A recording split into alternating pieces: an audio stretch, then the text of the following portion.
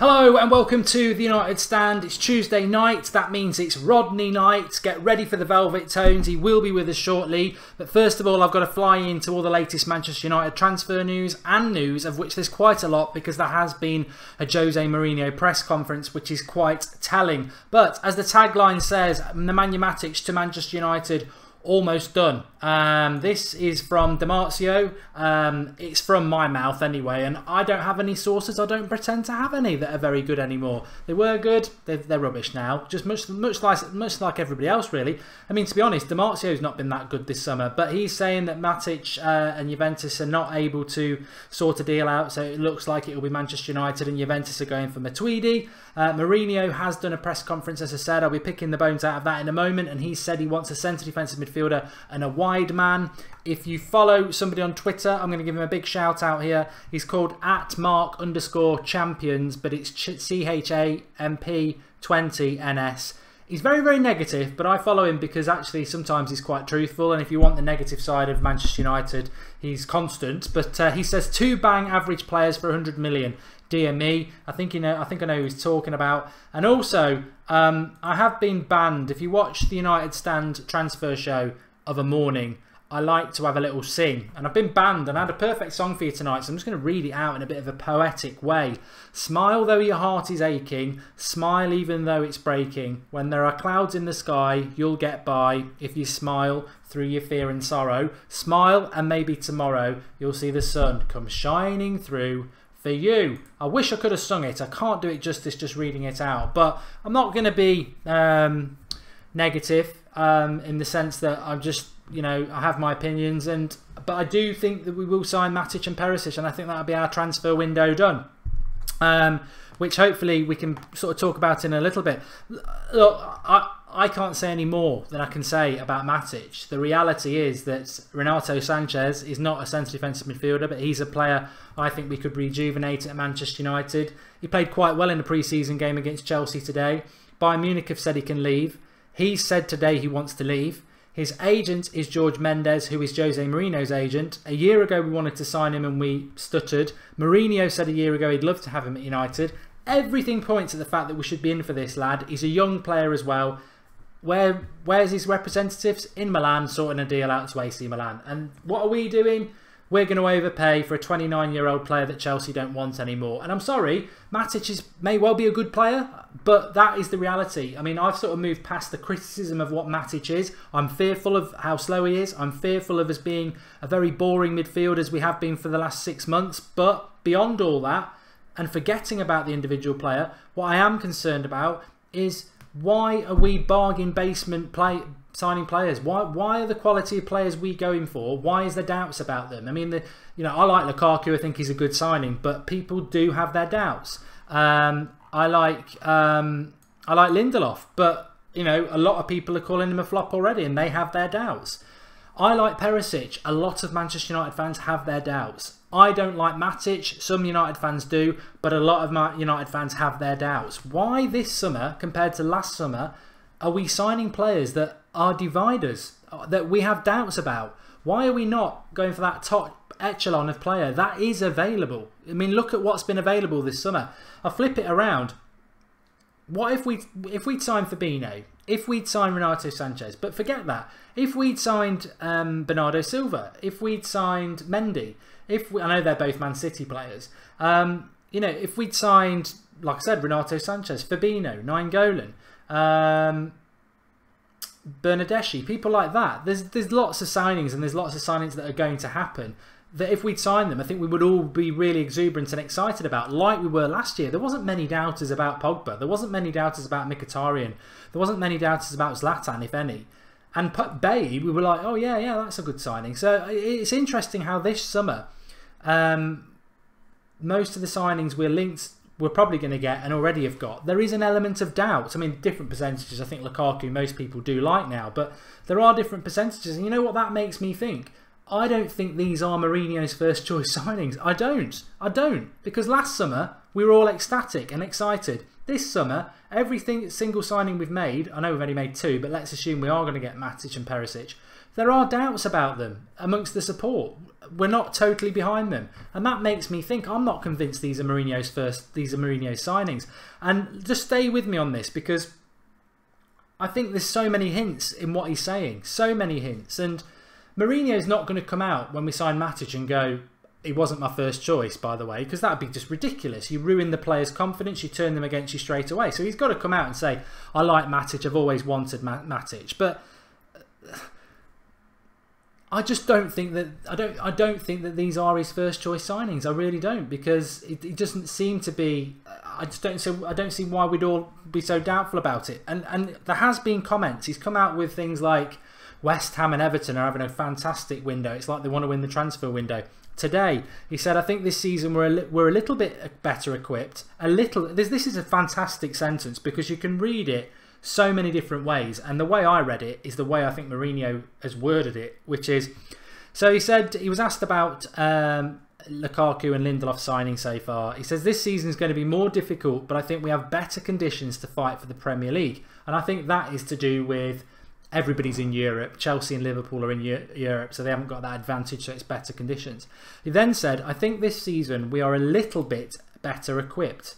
We are against fantastic teams, against amazing investments. Now, you could read that statement as, oh, he's saying we're going to have a good season. I don't read it like that at all, and I don't think that's. I think Mourinho sort of wants people to think that he's being positive, but actually it's laced with frustration. So the first bit, I think this season we are a little bit better equipped. Now, you'd read that and go, we're better equipped, and totally ignore the little bit. And I think that's the most important thing. He's saying he's not making false promises. We finished 6th last year, and he is saying we are a little bit better equipped. What's a little bit? Is that 6th to 1st, which is massive? Or is a little bit we're fighting for 4th, which some fans think we might be based on the transfers we've made? The second part is we are against fantastic teams, against amazing investments. Well, fantastic teams, I don't think anybody was that fantastic last year, but the amazing investments is, again, it's that big massive hint, isn't it? I am not being backed. Everybody else is getting amazing investments, amazing signings, and I'm not being backed. And he has hinted at that so much in the last 2 or 3 days, every single show. As European League holders, United qualified directly for the Champions League. He says, we went to the Europa League as one of the top teams. We go to the Champions League and we are not one of the top teams. I mean, that is unbelievable. Unbelievable for a Manchester United manager to say that and not really being picked up.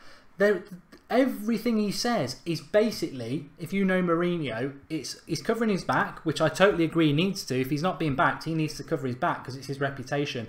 And he is not building up this season, which is clever to do, but he's really sort of... Well, I'll read it back to you. We went to the Europa League as one of the best teams. We go to the Champions League and we are not one of the top teams. Not one of the top teams. When I think of top teams, I'm counting probably 5 or 6, and we're not in that as Manchester United because we've not stepped up. Even as Europa League champions, we are not one of the top teams in the Champions League, according to Jose Mourinho. We have to be much better for that objective. The base of everything is to find what I call a happy dressing room, which I do think he has. He then goes on to say that he's been linked with midfielders like Matic and Dyer and Inter Milan winger Perisic. He says, I'm happy with my squad, but I would like to have 2 more players. One midfielder would give me more options. The other is an attacking player through the wings to give me more attacking options. He added he was calm about the situation and he was waiting for good news from United Chief Executive Ed Woodward.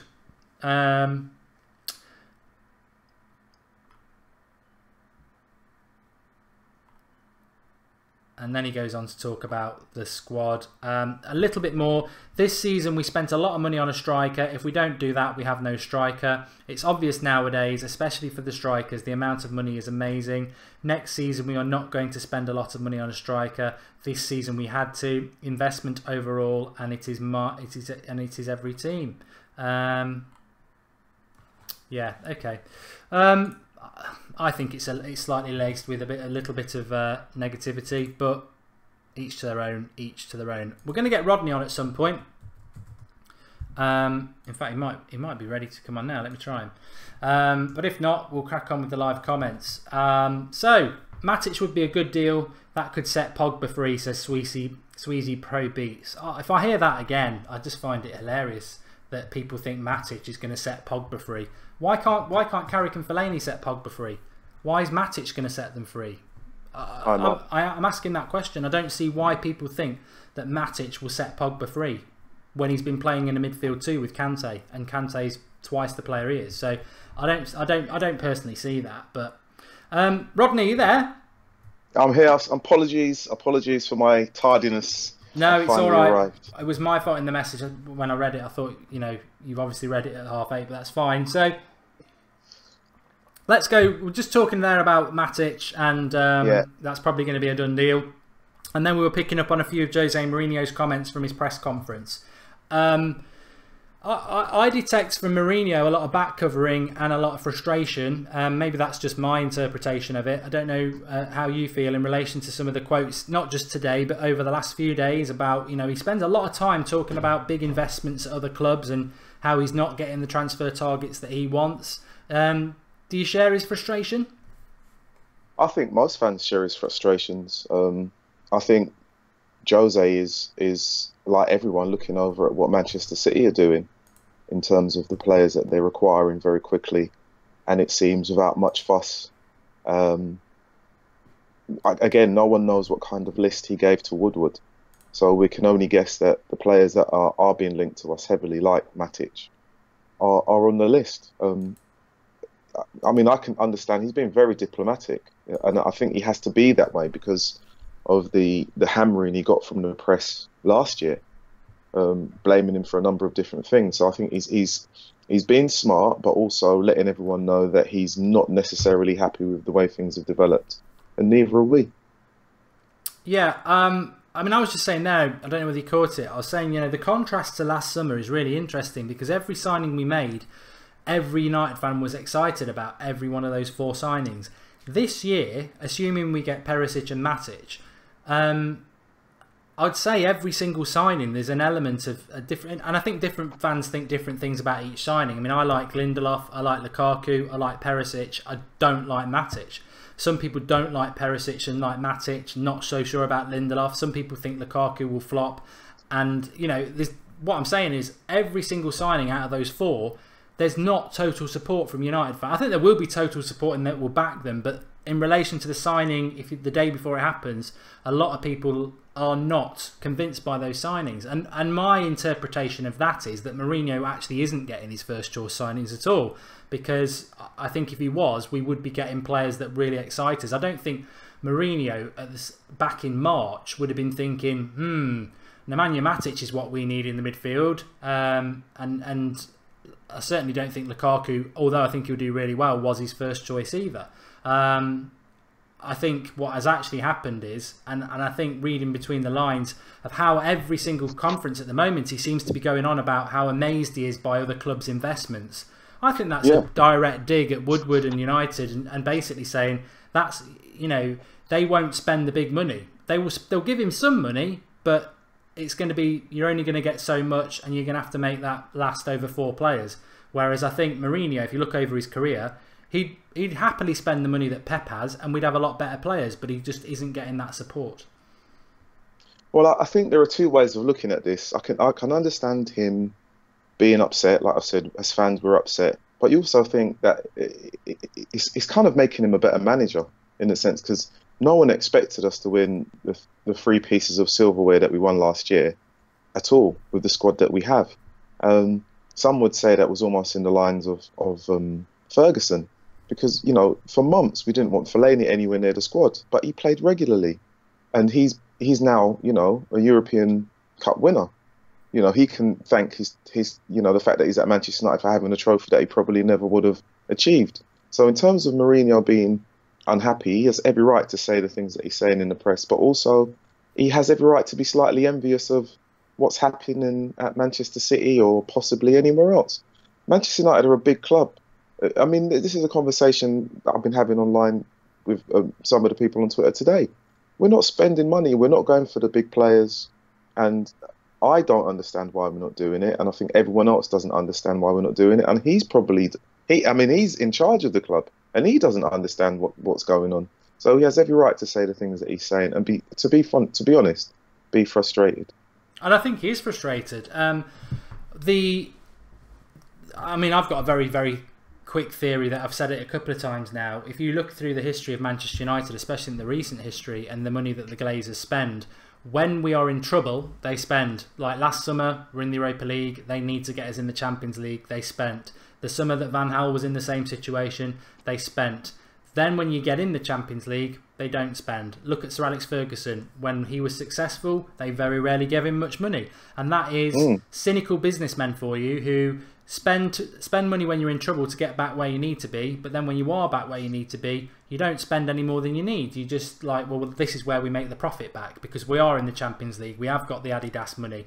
We'll make up what we spent last summer. And next summer, if we're battling for 5th or 4th and we finish 5th, we'll spend big money again, and we'll all fall into the trap of Manchester United can do anything we want. We've signed Pogba when we're not in the Champions League. We've signed Falcao. You know, we can do anything we want, but we don't do that thing when we're actually in a position where we can build on the Europa League and things like that. I mean, pick up on that, Rodney. Pick on that in the live comments. But also, I wanted to ask you. Mourinho said that when we were in the Europa League, we were one of the top teams. We are not one of the top teams in the Champions League, which just sounds. And he also said we're a little bit better than last season. Not a lot, a little bit. Well, we finished 6th last year, so what's a little bit better?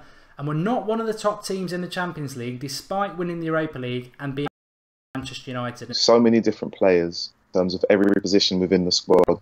He understands that the squad is not good enough. He understands that he's worked miracles with players like Fellaini, and to only bring in the players that he brought in so far in terms of Lindelof and Lukaku, he understands that's a little bit because there are key areas like centre midfield, like a winger, that he wants to kind of strengthen the squad to push us on into the next kind of level in terms of Champions League. He has to be honest, we're not a top team in the Champions League. We finished outside the top 4. That's the reality of it. Even though we did have 3 trophies, the league doesn't lie. We finished where we were. And the midfield is an area that he knows that he needs to strengthen, and defence. And, you know, until he gets those kind of acquisitions in, those players in that he thinks that will strengthen the squad, he has every right to feel like that. I mean, I feel like that. And going back to the original point you talked about with the Glazers, what the Glazers did is a very good business trick. It's appeasement. They know that as fans, the minute we can't blame the manager anymore, we're going to turn on the owners. So they splash the money so that the manager at that moment looks like, yep, you've got a marquee signing and everyone's very happy.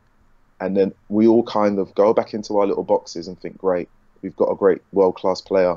And then what? And that's why I think in terms of our hopes for this year, we were expecting the same level of acquisition. And because of the Griezmann signing not happening, we've tumbled back down into reality. And now we're thinking, well, it's not as good as it should have been. And Mourinho's saying it's not as good as it should have been. And the Glazers basically are saying, we don't care if it's not as good. This is all it is. Yeah, you know what? To be fair to the Glazers, I've been quite consistent. I don't like them owning Manchester United. That's nothing personal.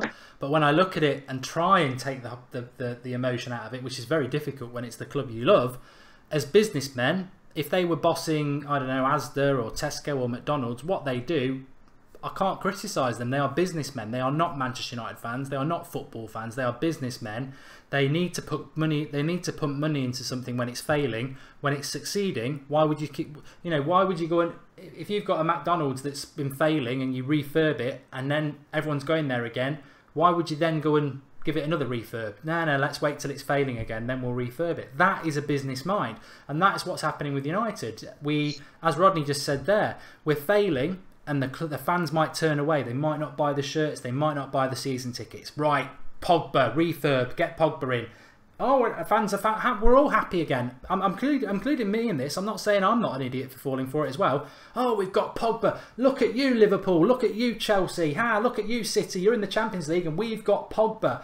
Then we get into the Champions League and we're like, yes, like Rodney says, we're going to sign somebody, we're going to sign somebody, but we don't. But we don't get moody about it. We don't not sign we don't not buy the season tickets. We don't not buy the shirts because we go, well, maybe we might do quite well with this team. We might just do it. Trust in Jose. We might do it.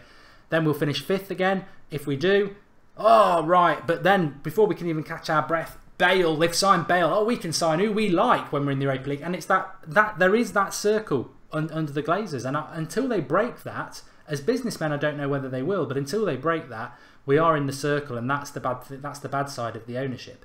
But what I was also going to say, Rodney, is you spoke about we're not a top team in the Champions League. Mourinho said he's expecting a little bit of improvement in the Premier League. Are we one of the top sides in the Premier League? Can we go into this season expecting to challenge for the Premier League, which must be the aim? And there was another comment in there from, I think it was Richard Stainer. If it wasn't Richard, sorry, it whizzed by so quick. And he said, you know, there's not negativity. This is not negativity from Manchester United fans. This is reality. This is Manchester United fans who are concerned by the lack of excitement, the lack of investment, the lack of a squad. Really, I mean, let's call a spade a spade. Last season we started with Rooney, Zlatan as strikers. They've gone, and we've replaced them with one player. What do you feel in relation to the Premier League, which for me is the bread and butter next season? What are your thoughts on the Premier League as things stand? And let's be generous. Let's assume we bring Matic and Perisic in as well. Is that enough for us to think we can go from 6th to 1st? I think it is. I'll be honest. I'm optimistic. If we bring those two players in, as much as some don't want Matic, I think Matic brings a certain level of experience in terms of winning the league. He's not necessarily going to be dynamic, but if Perisic comes in, we have an added goal threat. We have wing play, which, you know, in terms of Manchester United history, we haven't seen for quite some time. And I think with that on our side, we will be able to kind of kill off the games that we didn't kill off last year. We relied so heavily on Zlatan, and this is the reality of the situation. Our midfield players did not score enough goals. We can talk about the chances that Zlatan missed, but our midfield players did not score. If you're a midfield and you're not getting double figures, I don't know what you're doing in the team. Yeah. Honestly, I just think to myself, why are you not getting double figures from midfield?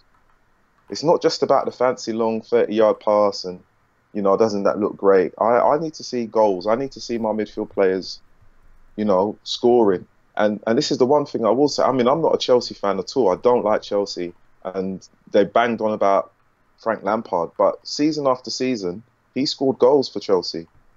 You know, he scored goals. And if you're a midfielder and you're not sure what you're meant to do, look at him. Because he consistently scored goals for them year in, year out. Our midfield, if they get 10, I'll be happy. And that's just across the four that are playing. Yeah, I mean, you know, I'm just going to go through some of the live comments here. So we've got Paul Gibson. He says, we won't win the league this year. We've replaced Ibra with Lukaku. We needed more changes to the side. One defender and one striker isn't enough, considering there will be more players leaving the club. Tommy Harold says, I'm trying not to be negative, but this looks like a 4th place squad. Davey Quickshot, we're about 3rd in the Premier League with the current squad. Chris C. Marks, I remember you said you didn't want Chelsea cast-offs, but none of us were complaining when we saw. I knew where that. I knew that. I never should have started that sentence because I knew where it was going to end up. He says you weren't complaining when we signed Mata. It's boring for me to even go over this, but Mata was not a Chelsea cast-off, and we paid the equivalent of about 60 million for him, and it was in January. We paid 37 million pounds for Mata 3 years ago, or was it 4 years ago?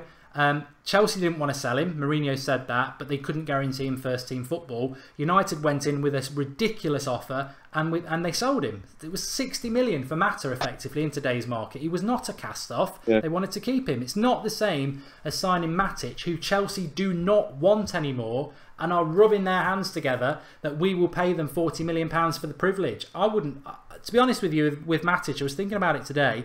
Whatever about him as a footballer, there's no guarantees. There are no guarantees that he's going to come to United and do well. Now, if you sign, the sort of midfielder United should be signing is somebody who's going to guarantee. I mean, there is, I suppose you can never get a guarantee, but you know what I mean. Somebody who really, like a Verratti, you know that they're going to come and be a top player. Matic, for all we know, could be on the decline. He could be. He's 29. He might not be the player he was anymore. Matic, to me, reminds me of an Everton signing. That's the sort of level I think Matic is. I don't think he's a top 4 player. I don't. I know he's just won the title for Chelsea, but I don't see him. I think he's a bit of a relic in the way he plays. I think that sort of midfielder, he did well last year because, well, he didn't do that well. I watched him at Old Trafford. He was awful. Yeah. But he did have Kante next to him. And I think people are either ignoring that, and then because all I get back is Matic has won the Matic won the Premier League. He played 35 games. Herrera played nearly 60. In fact, I think Herrera did play 60. Kante, and having Kante next to you and playing effectively playing a game a week is quite easy for a 28-year-old or who's a 29-year-old to make themselves look good. I'm not saying he won't be bad, but I think he's a risk. I do. I don't know about what people at home think, or you, Rodney, because I get a lot of stick for being negative about Matic, and a lot of that's to do with his height and his lack of pace. But I actually think he's a risk as well. I could go deeper. I think he's a risk. I think in terms of the games that he's played, I mean, the fact that you mentioned that Herrera played close to 60 games, I think the reason Matic may come in, it wouldn't be to replace Herrera, it would be to support him, because I think Mourinho understands that Herrera played too many games last year. I think he played games when he was well below par and he shouldn't have actually been picked. But because of the weakness in the squad, the lack of depth, and the lack of individuals that the manager could trust in the centre of the park, I think that's why Matic is someone that he's looking at. And it may be because we're in the Champions League that he's going to actually share that kind of responsibility over the season between two individuals. I mean, we had it before when we had kind of Roy Keane and Nicky Butt. You know, they were always kind of dropping in and out for one another, and it would be alongside either, you know, Paul Scholes or whoever. I think the squad needs to be definitely deeper in terms of experience. I don't think we can just look at the young players that we've got, even though I really want them to get some game time.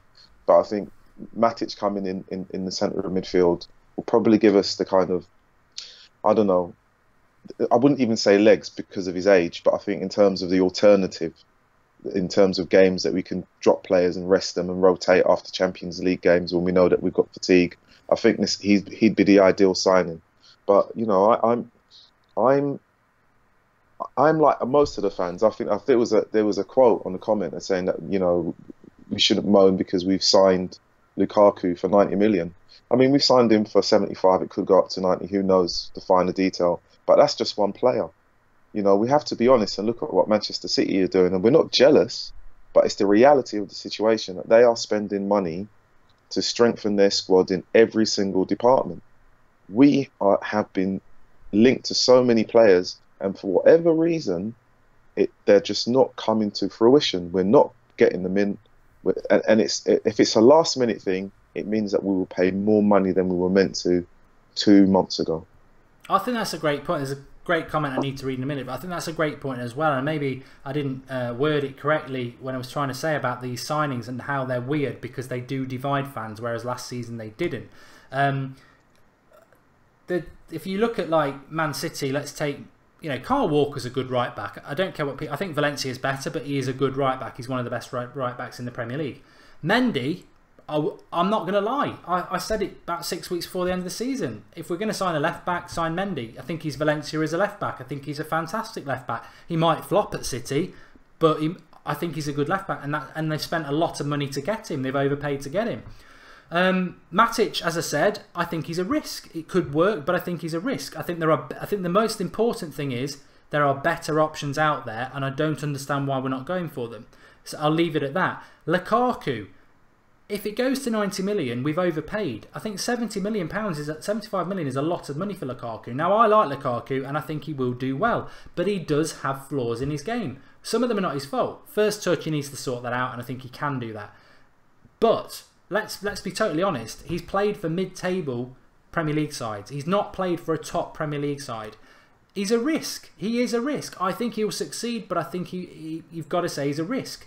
Lindelof is a risk. He's coming from Portugal, Sweden, middle of the road sort of international side, never played in the Premier League. He's a risk. I think he will do well, but he's a risk. And Perisic, 28, never played for a top side. Inter Milan, Dortmund, Wolfsburg. Yeah, he's got a lot of experience. He looks a decent player. I think he's a good player, but he's a risk. And I think when every one of your signings have an element of risk against them, and more risk than we did last year, to me, something's going wrong there. And I don't know what it is. I don't know whether it's because they're lower down the list of what Mourinho really wanted, or he's not got the money. He's only got a certain amount of money to spend, and he's had to buy players within that. But even then we're struggling because the prices have gone up. But I don't know. United Life Forever says, Mark, stop moaning. There is no value for money in the market, so why waste the money? You crying for Pereira for 2 years, now he's going to get a chance and you still complain. Well, I'm going to let Rodney answer that, but let me just say this to you. When I'm sat at work or you're at school or wherever you are you sat there thinking, oh, I love Pereira, I love Martial, I love Rashford, which is all very true for me? Or, be honest with yourself, are you sat there going, we've still not bloody signed anybody, I can't wait to get on the United stand tonight and start having my comments on the live comments and listening to Mark, and for me it's even better because I get to talk to you about it. So I'm not being negative, I am just, this is my chance to speak with you Manchester United fans and Rodney and just say what's on my mind. That's what I do on the United stand, and I guarantee, as much as you like to try and call me negative in that, I bet 90% of you have had the same day as me, where you're just thinking, you're whacking down Twitter, are we going to sign anybody? Oh, it's still Matic, what's going on? Why aren't we spending? It's not negative, I think it's just frustration, concern, and it actually is the thing that's bothering us. But I'm grateful for this comment from United Life Forever, Rodney, because this, I'm surprised that United fans, when they actually want to make excuses for Woodward and the Glazers, but I've seen a few people saying the same thing. There's no value in the market, so stop moaning. I mean, that basically, for me, must be music to the ears of Woodward and the Glazers, because roughly translated, to me, that is, we don't want to spend our profits. We're not going to overspend. We want the profits for ourselves. But some United fans back it because they say, let's not get mugged off. I mean, who cares if we get mugged off if you get the player you want?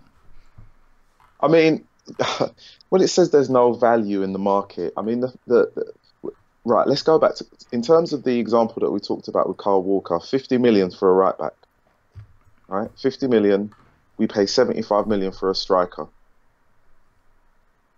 The market is skewed in terms of value for money, in terms of what you're actually paying for. Man United will always pay more money because everyone else will see what the Glazers are doing with the club. They can see that the Glazers as owners see the club as a cash cow. They're taking money out. So they think, well, if there's that much money that the owners can take money out, we'll charge them more for a particular player and we'll mess around with them in terms of negotiations. Not one of the transfer links that we've been, or targets that we've been linked to, has come through because of valuation in terms of money. Now, it didn't seem to be a problem with Pogba, but then at the same time, after the deal went through, there were questions about how much money the agent got. So the market and the agent and the clubs, I mean, they're all to blame. Football is a very simple game. You know, some of the fees that have been touted around for footballers, apart from being astronomical, they're not real. They're stupid. They're really, really stupid. And for whatever reason, because there's so much money coming into football, some of us have a high moral ground in terms of I don't want to spend, or I don't want my club to spend that amount of money, which I can understand. But the game has become so silly in terms of revenue. Who knows where it will end? I mean, I actually posted a question about, will the value of footballers kind of basically tear up players' contracts? Because you might as well just say to a player, you're only valued for 12 months and then we might sell you. Because if the valuation is going to go up and up and up, what's the worth of signing a player for 5 years? Yeah, it's true. You might as well cash in as quickly as possible. Yeah. I mean, I suppose for me it's like this. It's, you can say there's no value in the market, and you can say somebody needs to make a stand, and we're not going to pay that money. But I've got two comebacks for that. One, well, that's all very moralistic and well done, but are we going to be happy with a pat on the back about how moral we are when we're finishing 6th next season? The reality is, City are spending, Chelsea are spending, Liverpool might spend a bit more, Arsenal haven't spent yet. So are we going to just be happy when we're finishing 5th next year because we took a moral stand not to be mugged off? Of course we're not. It's a really baseless argument, and for every United fan who says, oh, stop moaning, there's no value in the market, I guarantee you'll be moaning come Christmas when we're out of the title race and everyone else is doing really well because they've spent well. Of course it's not all about money, but the second one, I've already said this before, is there's no value in the market. When that's an official line from the club, then I think we need to jump all over it, because there's plenty of value in upping season tickets. There's plenty of value in upping the price of a Manchester United shirt. So they're more than happy to whack inflation onto things we buy, but they're not willing to put a bit of inflation on the transfer fees. But Another side of that, Rude9 the Master makes a good point. Yes, we could blame the owners, and maybe the owners aren't giving Mourinho the money. It certainly looks that way with the little hints Mourinho's giving to the press. However, we were going to sign Griezmann. Griezmann would have cost 90 million. Would we have still got Lukaku? If we had, that's nearly 200 million on 2 players. So I've got to agree with him there. We were going to sign Griezmann, and he pulled out. Would we have still got Lukaku, Rodney? I don't know. Do you know something? The amount of money that the club make from fans, just alone fans, I think we could have gone for any player. I think we could have gone for Griezmann and signed him. I think we could have gone for Lukaku and signed him. I think we could have even gone for Morata and signed him. The amount of money that Manchester United bring in, it's just being really, really honest. Well, I said that at lunchtime. I don't know whether you saw my video at lunchtime. When we signed Rooney, however many years ago it was, that outlay was around 50% of our profit lines at that time. Last season with Pogba, it was down to just over 10%. So that shows you how much of our profit is now actually spent on transfers. It used to be around half, which I think is about right. Now it's, hardly any of our profit gets spent on players. So where's it going? Where's it exactly? Where is it going? I mean, I can say very quickly about me. I mean, I've got a season ticket, and what they have at Manchester United is a compulsory purchase for Champions League games. So even if you can't make the game, they take the money out of your account, even if you can't make it. So they already know how much money they're getting in terms of revenue, because everyone who signed up for a season ticket has to pay for a Champions League ticket, even if they're not going to go. So their money's coming in. They know what's coming in. So they would have forecast in terms of revenue from season tickets, revenue from shirt sales, revenue from advertising, and any other business links that they've got with like car companies or airlines. They would have actually calculated all of those things and thought, right, this is what we're bringing in this year. And I've got a funny feeling, I think Man United do listen to the United Stand, and they will know full well that, yeah, I do. I think they do. I think quite a few other agencies listen to the United Stand. And they will realise that the fans, at some point, the focus is going to shift from Mourinho. We can say, Mourinho, we don't like the style of play, but at some point, fans are going to start thinking, well, where's the money going? Like with anything in life, if you want to know what's going wrong, follow the money. To be honest with you, I'm just Mark Goldbridge on the United Stand, and as is Rodney and anyone else who comes on, and your voice is your opinion, but that is where I'm at. I mean, I'm frustrated sometimes with the way Mourinho brings Fellaini on and plays quite negative, but I'll be honest with you now, I'm not even an inch against him. I love him as a manager. I think he's fantastic. He frustrates me, but my boss frustrates me at work. My wife frustrates me. I still love her. I love Mourinho. He's the right man for the job. And I think you've hit the nail on the head there. Any negativity, I would never want it to be construed that I am against Mourinho. I don't think anyone from the club watches, by the way. If they do, look, I'm not going to turn fans against the club. It's the best club in the world. That's not what I want to do. But I would agree with what Rodney said there. I'm firmly of the opinion that our manager is not being backed. I'm firmly of the opinion that we don't spend the money that we should spend, that the fans put into the club. And you know what? Yes, the market's inflated, Rodney, like you said. But for me, and I'll throw this question to you as well, the market is inflated. But you know what? If I'm being asked, should we go and spend 110, 120 million to get somebody like Ousmane Dembele or Verratti? Yeah, they're 40 or 50 million pounds overspent. But yes, we've got the money. Let's spend it. We're going to have to ride this horse of football overspending until it collapses. But we will be in the best position because we are a well-run business. If Everton want to spend 50 million on the next Michael Keane or whatever, let them do it. At some point, the bubble will burst and those clubs will go and have major problems. Manchester United won't. So if we're overspending on players, at least we're competitive. That's what we've got to be. We overspent on Pogba last year. That's the biggest joke about this no value in the market. Yeah. Pogba was worth 60 million last year. We spent 90 million. Yeah, we did it to get him. That's the bit. Yeah, we did it to get it. We did it to get him. And again, I'll go back to another player who's linked to Everton. Is it Sigurdsson at Swansea? Yeah. They valued him at what, 40 or 50 million? I mean, seriously. Definitely 40. I've heard 50, but yeah, way over mark. I mean, so when people talk about this, no, there is it's monopoly money that people are throwing. The figures they're throwing around are monopoly figures. What we need to look at as Man United fans, we need to look at the players' ability. Will they fit into the squad? Will they make the squad better? The players that we've been linked to may not be everyone's cup of tea, but they will make the squad better. As much as I dislike Fellaini, he does a job, but I do think, yep, you need to go. Someone who comes in to take your place, whether it be Matic or someone else. I mean, I even had the dreaded thought that at some point we're going to be linked to Drinkwater again, because that was what was happening last year. Yeah. Because it might get to the point where, you know, we can't get anyone from Europe. We start thinking, oh, who can we link the Man United to now to see if there's any value in the market? You know, it's either we're going to go for Matic or we're not. Are we going to go for Dyer or we're not? People may say we're paying too much for Dyer. If we're going to get Dyer for 50 million, we have to look at one, the position he wants to play himself. If he wants to play centre mid, that's fine for us.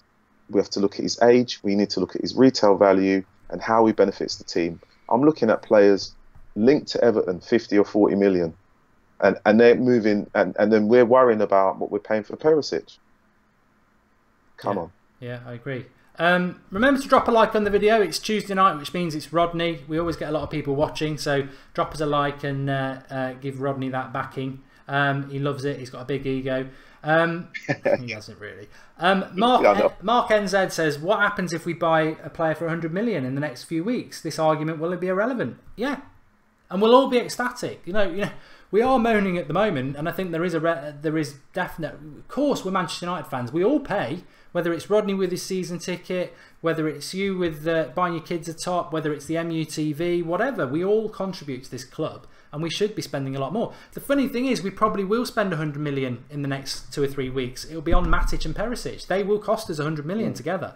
So that's not really enough. I think we need to, I personally think United, when you look at what everyone else is doing, and I know it sounds silly because it's a massive amount, but I think we need to spend another 200 million. And I'm saying that with a straight face. I really do. Man City are going to go well over 300 million.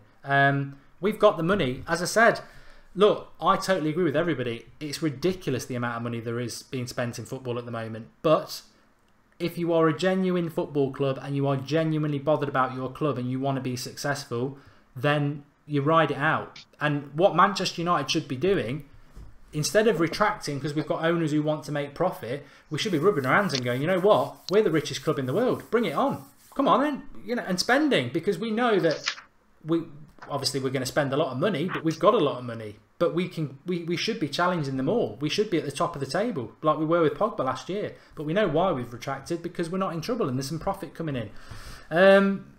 Triples Gaming says we finished 6th and we've gone backwards. Raiola,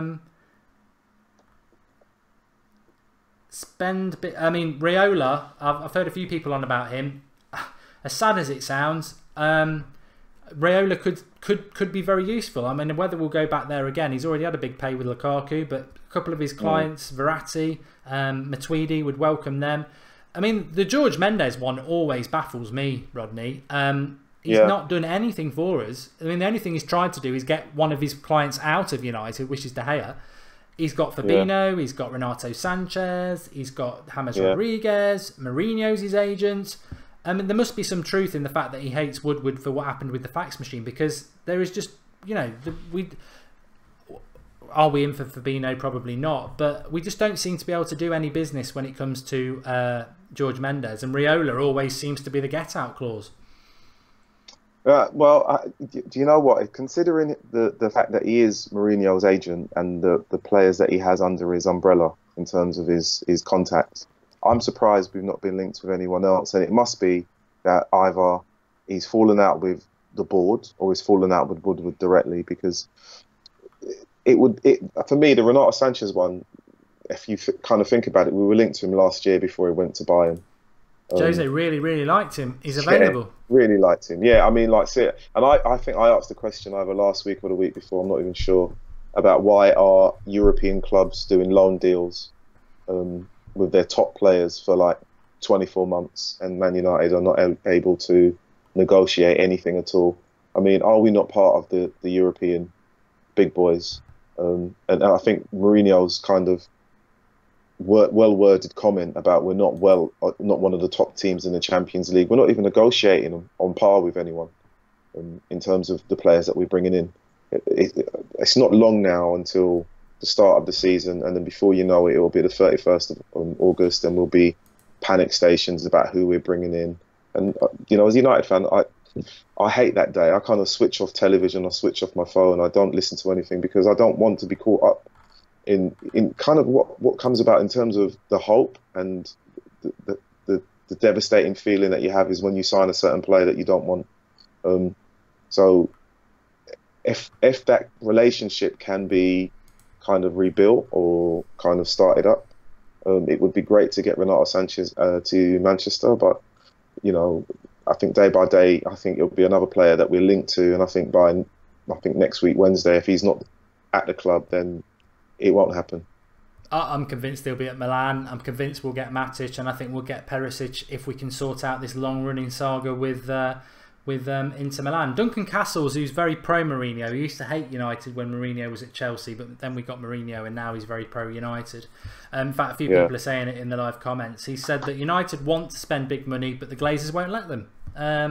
Which is effectively what we've been talking about. I don't really want... I'm actually not against Ed Woodward, by the way. I know I've mentioned him a few times tonight because I always see him as the Glazers, but I'm not one of those who's... I think... maybe he is useless. I'm not saying he's not, but I think he has got a lot of reasons that he might not be useless. Like Moyes, if you understand what Moyes was, in his days at Everton, he had a little room with pictures on it, and it took him his whole time at Everton to do it.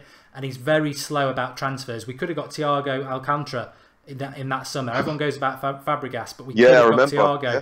And we didn't get Thiago, if you listen to comments from Thiago, because United took too long, which was Moyes. Yeah. So that's not Woodward's fault. I think Woodward under Van Gaal gave him very good, he signed him a lot of players. They were just bad buys, a lot of them, and that was down to Van Gaal. Yeah. Last season, brilliant work with Mourinho. This year, is he rubbish, or is it just because he knows he can't go to 50 million for Perisic because that will affect how much he can spend on Matic? Maybe he's only got 100 million left. Maybe he was only given 210 million, and that's all he was given. We have spent 100 million, haven't we, so far on Lukaku and Lindelof? Maybe he only had 200. We have, and I think it comes back to, again, the players that we've got at the club that we don't want anymore. We think that in terms of their use at Manchester United, in terms of how they fit into the team, like I said, we gave Januzaj away. We literally gave him £8 million to go and play somewhere else. If Januzaj was at, I don't know, another club, they would have sold him for 15 million or 16 or 17 million. But we gave him away. We said, yeah, off you go. We don't need you.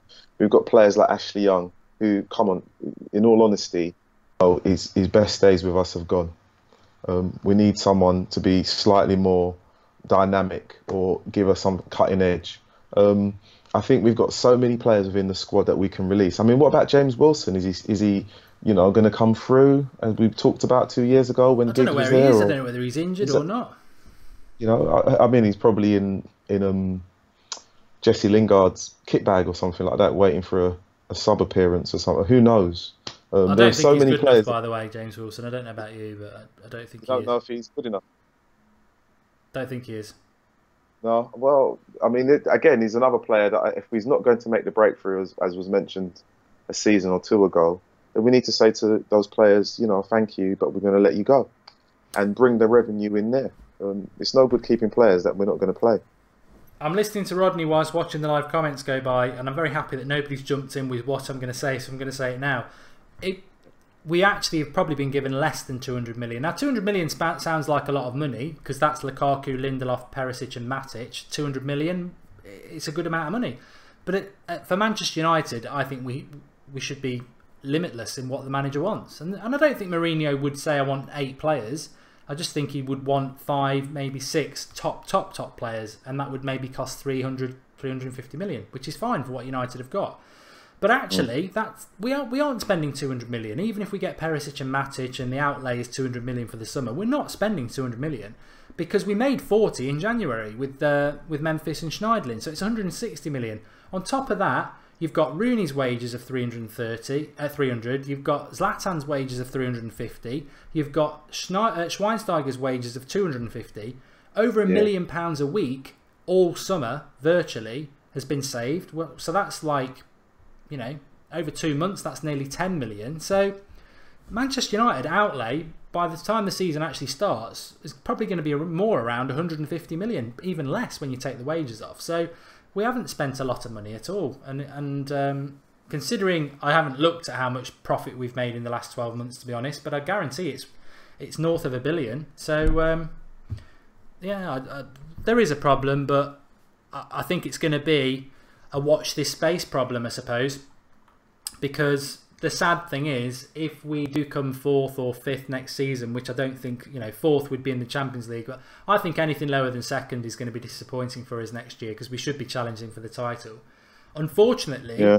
I don't know what you think, Rodney, but unfortunately, as fans, and as you were saying there, our frustration is going to be at the owners, which is sort of futile. We've had problems with the owners before. We've had the gold and yellow scarves. It doesn't mean anything.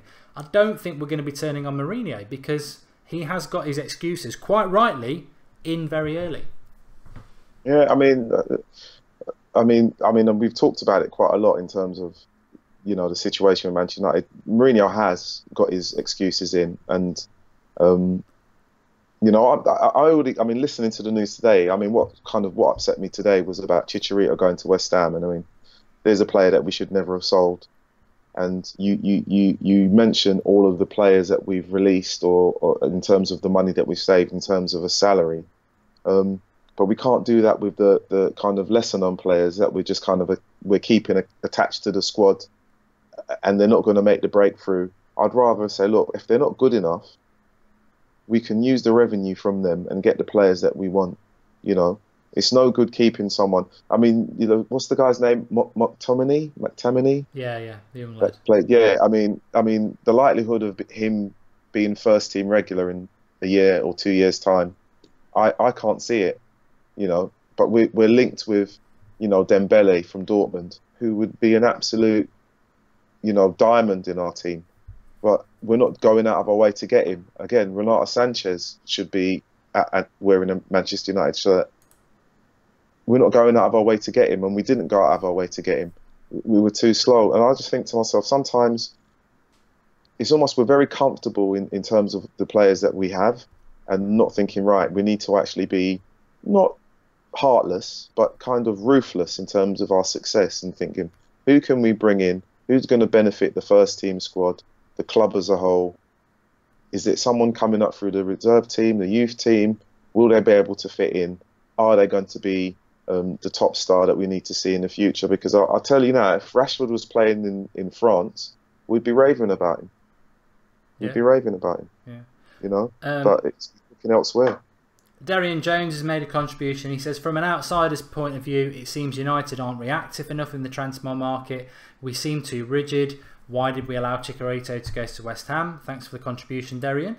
And Alexa Nicola, he's made a contribution as well. He says, could United ever use a 4-4-2 again, or possibly a 4-4-2 with a midfield diamond? I know it's old, but could it still work in the modern game? I think you just need to have somebody in with the midfield too, whether it's the striker dropping back or one of the wide men dropping in. I think two midfielders on their own would get exposed in the modern game. That's my thought on that. But what was I going to say about what we were talking about before? Yeah, you know what? Mourinho said that he's comfortable with his squad, but what you were talking about, McTominay there, I really don't think I don't see anything in him that makes me think he's a Manchester United player. And people say, "Oh, you're being very harsh on a kid," but he's 6'5" or 6'4". He's slower than Fellaini. He's better on the ball than Fellaini, but the worrying thing is that he could be a squad player next year because Mourinho needs to use him because he hasn't got a lot of depth. And to be honest with you, McTominay will probably do well to make a career of himself in the Championship, and we might be using him as a squad player. That is a step backwards. But I think Mourinho is ruthless. He is ruthless. You look back through his career, he's a ruthless manager. But you can't be ruthless and say, Phil Jones, you're always injured. Hop it. Off you go to West Brom, because at some point during the season, he might actually need to use Phil Jones because he's not able to do the wholesale changes that he wants to do. And I think that's when he says things like, we'll hopefully be a little bit better next season. I just hear the word 6th in my head and think, well, what's a little bit better than 6th? Is it fighting for 4th? Mourinho's never going to come out against the club and the fans, because that's not how you do it. But I do detect a lot of concern, and I do share a lot of that concern that United fans have. But hypocritically, my prediction is United will win the league, because Mourinho always wins the league in his first 2 years. But this might be the year where it goes wrong. I actually, I mean, I'm with you. I think we will win the league, but I kind of look at the first game that we've got with West Ham, and I see the acquisitions that they have made of late, Chicharito being one of them, and I kind of think with him, why didn't we have a buyback clause? Did we not kind of go in for him? And if we didn't go in for him, I wish him all the best. But he's another example of a player that knows his way around the goal. It's not as if he was a total flop at Old Trafford. He did contribute something to the club. And when we talk about value in the market, 16 million for him. And then again, I'll go again to Sigurdsson, 40 to 50 million. I mean, as Manchester United fans, we need to kind of look around and think, it depends on who we're linked with. It depends on the club that we're trying to buy from, that the valuation fluctuates and goes up and down. And, we are seen as a big club, and we either spend the money and just bite the bullet and say, right, we're going to pay over the odds, or we start to, look at our youth setup and bring through players and coach them the right way. And hopefully, in a year or two's time, that we've got the quality players that will strengthen the squad. But we're caught between a rock and a hard place in terms of the way things are right now, because we can't get the players in that we need to push the squad on to the, in terms of challenging. And I think that I don't think we'll sell Smalling and Jones. I think they'll be with us next season. Yeah, I do. I'm not convinced that anybody else is going to go out the door, to be honest, because I think Mourinho he's a buy first, sell second manager. Januzaj was never part of his plans, and Rooney, I think they were setting up that for a long time. I don't think he's going to let anyone go until we get some players in. There was a great comment from before. I wish I could remember who said it, and he says Manchester United are a Rolls Royce. Unfortunately, we do need to make a few changes to the spare parts, but we're changing them with a Peugeot 205 instead of Rolls Royce parts, which is not a bad analogy. I knew this would happen. United for Life Forever says, why all the hate towards McTominay? He can tackle and pass the ball. There's no hate. Yeah. There's no hate from me. It's just a question. I just think, in terms of his position, if he's a better passer than Fellaini, then he should have played in Fellaini's position. I thought he was too...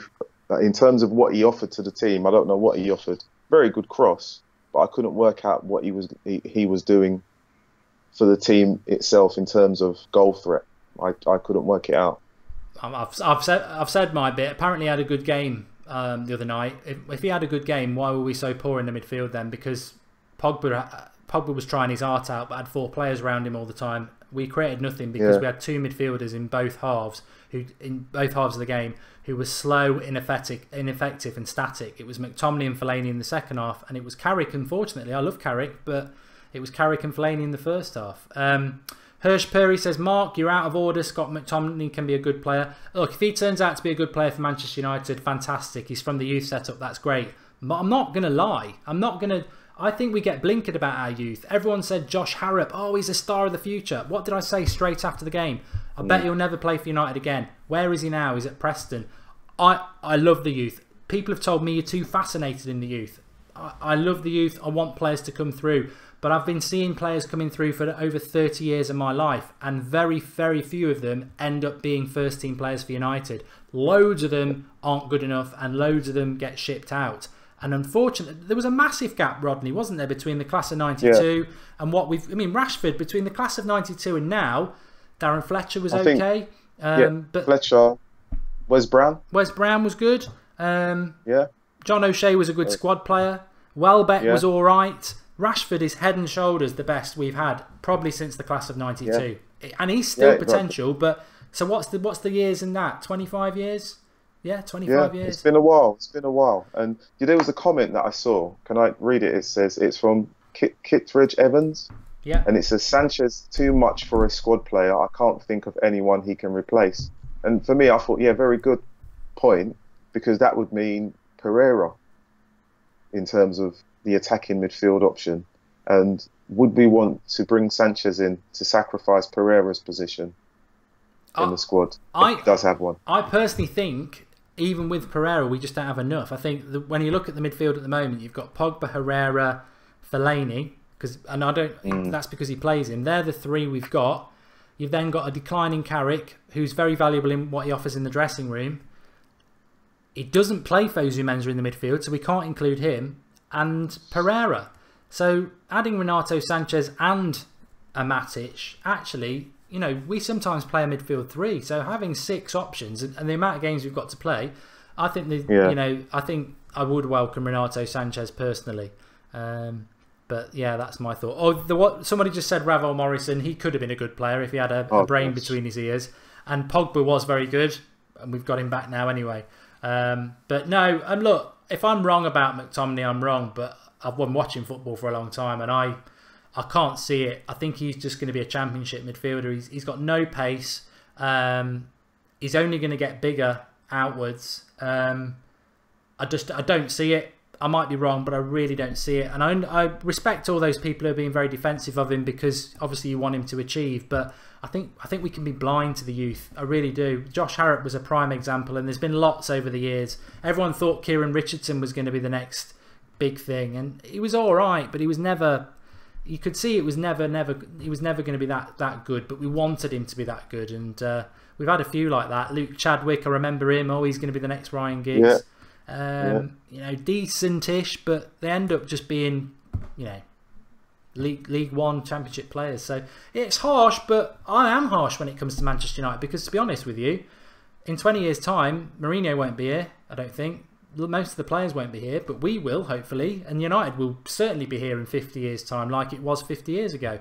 What United do is the most important thing, and I want United to have the best players. I want the best players to be through our youth setup, but if they're not good enough, then you've got to look elsewhere. I mean, that's one thing, Rodney. People have always said, well, you know, if we don't sign players, at least we've got the youth. At least we'll have to play the youth. To be totally honest, we haven't got enough good youth players at the moment. We've got 2, 3, maybe 4. But we need more than that. Mourinho signing players, there's nothing wrong with it because what he's actually doing is replacing, or trying to replace, a lot of bad signings over the last 3 to 4 years, and that will take time. I mean, he said himself he needs 3 or 4 transfer windows, and he's only classing this as his second one.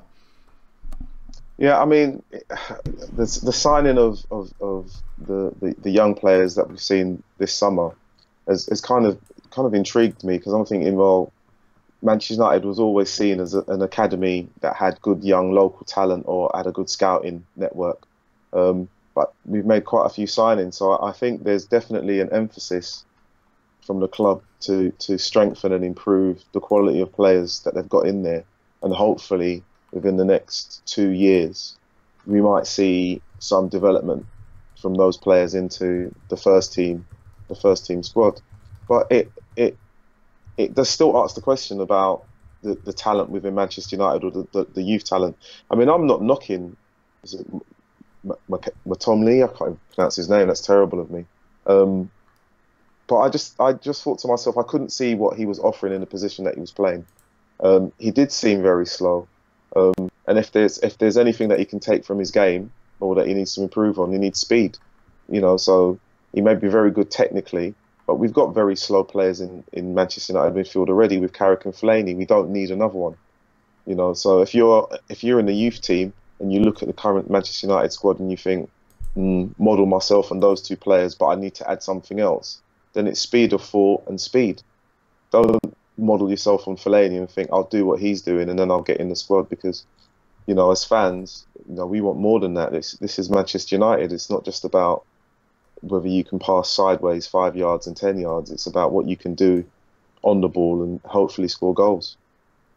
There's a lot of people on Twitter, and there's a really good tweet here. It says, people need to stop complaining about Woodward and Mourinho. Glazers are the issue, it seems, and it's not the first time.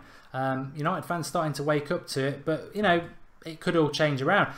Glazers might feel the negativity and suddenly go, there's another 100 million. Hopefully, that might happen. But yeah, just picking up on what Rockney said about McTominay there. Look, not everybody has the opportunity or the time to watch the youth setup, but the reality is as well, McTominay, when you look at the youth and what is available, Willock's better. That he's not even the best youth player that we have. What he has is something that you hinted at there. He's tall, and Mourinho loves tall midfielders. I hate that, but Mourinho loves tall midfielders. It's why Fellaini's still here. It's why he's after Matic. I think Matic is 6'4". He loves tall players, and McTominay isn't even one of the best midfielders in the youth setup available, but he's on the tour because Mourinho probably just looks at him and goes, "Wow, he's 6'4", and Mourinho loves it." So, we'll see. I mean, again, when I look at it and I think Swansea didn't get a start. Why not? Yeah, that was amazing. He plays him as a centre defensive midfielder against Arsenal and Spurs away in the Premier League, and then doesn't give him a minute against Real Madrid reserves on the US tour and plays McTominay. Mad. Yeah, and he didn't. And to be honest, in those games, he didn't put a foot wrong. And I would have been, I mean, if I was Swansea, I'd be asking myself, what did I do wrong? Yeah, I was very annoyed by that the other night, actually, because he also said he was going to play Mitchell, and he didn't get a minute either. Yeah, well, yeah, to be honest, and that's one, Mitchell being on the left side, I've still got my concerns about Luke Shaw. I don't know what it is, it's a gut feeling. I'm hoping that he comes back and he is 100%, fit in terms of his injuries, and he doesn't have any niggles or knocks, and he's like fully ready to go. Because I think it will be, I mean, if he is ready, then the back four with Valencia, Bay and Lindelof, I don't think we'll give anyone any joy. But that's the only concern that I have, is on the left-hand side. I think defensively we're going to be fine next season, and I think attacking-wise we've got some fantastic talent, the likes of Pogba, Pereira, Rashford, Lukaku, Martial. We've got some fantastic players. The problem is, and it's the problem we had the other night, we had a lot of good attacking players. We couldn't get the ball to them because it just was so slow in the midfield. It's the most important thing he's got to sort out, and there are players out there. We need to get quick ball out of the midfield. It comes out way too slow because we don't have technically fast on the ball sort of players. Fellaini gets it, 5-yard pass at best, and he's going to take 2 seconds to control it because he can't do it first. He can't do first touch passing, so it's always very slow. Playing against him must be fantastic, unless it's in the air, in which case I'd run for cover, get away from them elbows. But if the ball's on the floor and it's going to him, he's limited. He's either going to go sideways, backwards, or forward by 5 yards, and that's the limit. And he's always going to take a touch. The ball's got to come out the midfield a lot quicker. Yeah, I mean, I know that we've been linked to Verratti, and again, he doesn't fit the Mourinho mould in terms of height, but his ball retention is very good. But then I'm not sure from memory, because to be honest, he didn't play much of last season. In terms of transition and moving the ball forward, I can't recall if he moves it quite quickly or if he kind of fits the mould of the Barcelona ticky-tacky short passes, backwards and forwards as they move across the field. So I'm a little bit lost in terms of the link with Verratti, and if he would be, one, a viable option for us, but two, whether he's actually the player that we need. Look, if we turn this transfer window around when we sign Verratti, Fabinho and Ousmane Dembele, we'll all be absolutely ecstatic, and I hope it can happen. And I think we'd all retract what we've said. But at the moment, we're all very concerned because it's not been the transfer window we wanted it to be. But sometimes you've just got to come on and vent your frustrations and what you really feel, and I think tonight's been one of those. So thanks for everybody who's done it. Make sure you drop a like on the video. We've not quite hit 1,000 likes yet, so make sure you drop a like on. Rodney's on every Tuesday with us, which is fantastic. Thanks for coming on, Rodney. And what's your Twitter feed? I've been told that I've not been saying my Twitter handle correctly, so I'll say it's @Rodney_Cyrus with a C. Fantastic. Really enjoyed it. It whizzes by. In fact, I think we've done an hour and 10 minutes because it really does whiz by. But thanks for coming on. Season ticket holder as well, so might get a few fan cams out of you. Wink, wink. But, you know what? I'm trying. Because they changed the game, the first game from the Saturday to the Sunday. I'm due to be away on the Monday, so I'm going up, but I'm going to have to leave the game early, which is a bit of a sin. But I do have a flight to catch, so I have that in my arsenal of reasons. Let's hope Chicharito doesn't get a hat-trick because we're playing West Ham, Oh, aren't we? God. I know, that's like, again, and they've also signed Arnautovic as well. Yeah, they have made a good couple of signings. Well done to them. Well done to them. Yeah. Of course, tomorrow night we're playing Barcelona. It's a midnight midnight kickoff. There will be a watch along. We'll do an 8 o'clock show simply because we may as well. So we will be live at 8 o'clock tomorrow.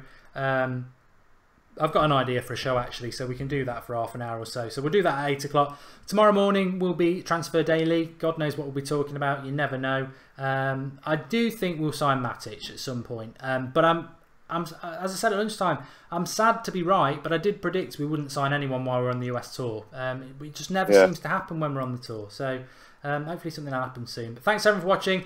Remember to drop a like, subscribe if you are new, get commenting if you're not watching live, and start the debate. Lots of talking points. Thanks to Rodney. Thanks to everyone on the live comments. Really enjoyed tonight. And yeah, I'll speak to you all very soon. Thanks for watching.